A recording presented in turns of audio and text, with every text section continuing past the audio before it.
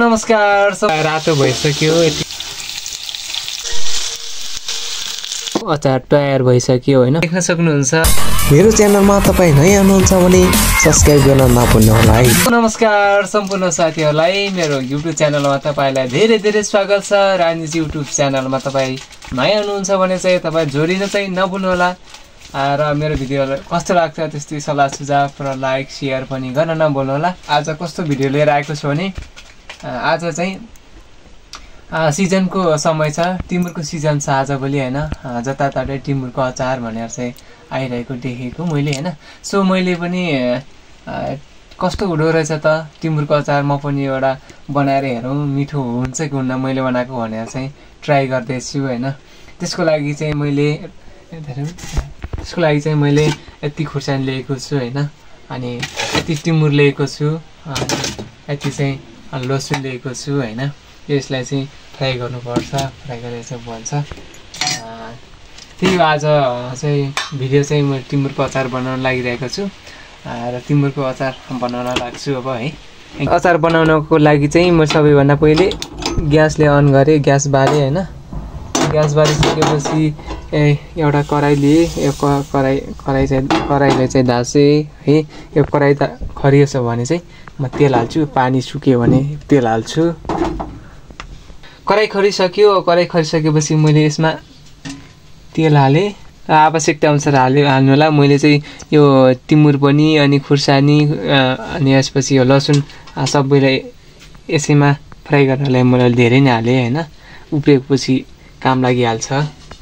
साथीहरू तेल खरिसक्यो, अब चाहिँ म टिमुरलाई भुट्छु है। टिमुरलाई चाहिँ धेरै नभुट्नुलाई, धेरै भुटेपछि चाहिँ जान्छ, यसको बास्ना चाहिँ जान्छ अरे हैन।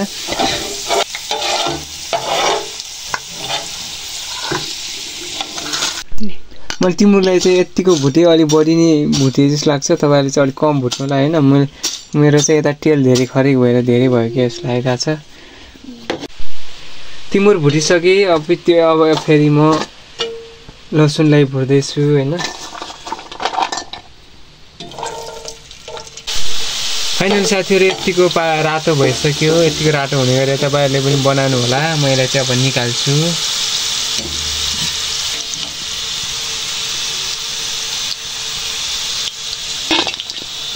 लसुन पनि भुटेर तयार भइसक्यो, अब खुर्सानी भुट्छु म।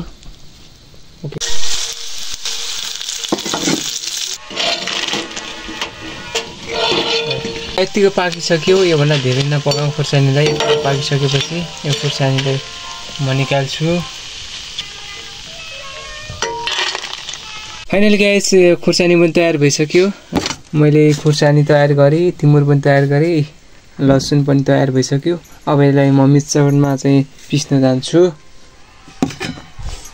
फाइनली गाइस म अब चाहिँ मिक्सरमा चाहिँ टिमुर अनि लसुन अनि त्यसपछि खुर्सानी पिस्न गएको छु हैन। यो मिक्सर चाहिँ सानो छ, म थोरै थोरै पिस्छु। मैले सबैभन्दा पहिला यति टिमुर हालेँ, अहिलेलाई यति खुर्सानी हालेँ, खुर्सानी यति हालेँ हैन। अनि त्यसपछि लसुन हालेँ। अब मैले मिक्सरमा पिस्छु। यसलाई के अरे मिक्सर सानो भएको कारणले चाहिँ म थोरै थोरैबाट पिस्छु हैन। तपाईँहरूकोमा ठुलो छ भने अलि मजाले एकैचोटि पिस्नु होला। पछि स्वाद अनुसार नुन पनि हालेँ। तपाईँहरूले बिरे नुन छ ल्याउनु भयो भने चाहिँ बिरे नुन हाल्न सक्नुहुन्छ, अझै राम्रो हुन्छ। मैले चाहिँ नभएको कारणले हालेन, आयोडिन नुन हालेँ है।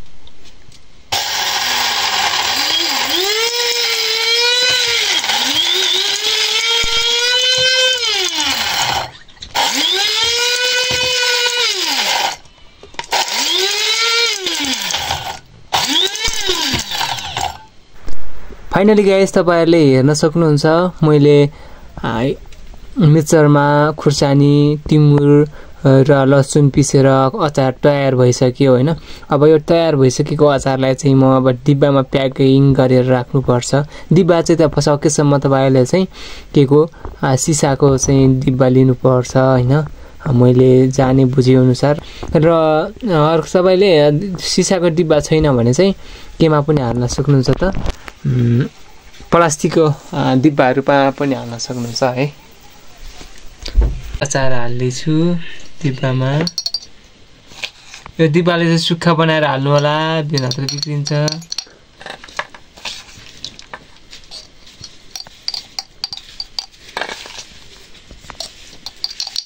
लास्टमा फुल गर्ने साथीहरू तपाईँले देख्न सक्नुहुन्छ मैले अचार प्याक पनि गरिसकेँ होइन। मैले सुरुवातमा चाहिँ के गरेको त सुरुवातमा चाहिँ मैले के गर्न खोजेको त यो कस्तो हुँदो रहेछ अचार भनेर टेस्टीको लागि मात्र बनाएको होइन। मैले यति बनाएको। अब यो अचार चाहिँ एकदमै राम्रो भयो भने एकदम क्वालिटी भयो भने के होइन मिठो भयो भने चाहिँ धेरै बनाउने छु म होइन। अहिले चाहिँ अब एउटा आफ्नो कार्यक्षेत्र चाहिँ जाने बेला भइसक्यो। अर्को पटक आयो भने चाहिँ मैले धेरै अचारहरू बनाउँछु। यस्तो सिसाहरू लिएर आउँछु होइन, खरिद गरेर। लगभग धेरै त भन्दिनँ, अलिअलि धेरै बनाएर राख्छु होइन। त्यही बेला चाहिँ तपाईँले देख्न सक्नुहुन्छ यो कस्तो छ, राम्रै छ होला। देख्दा त राम्रै छ।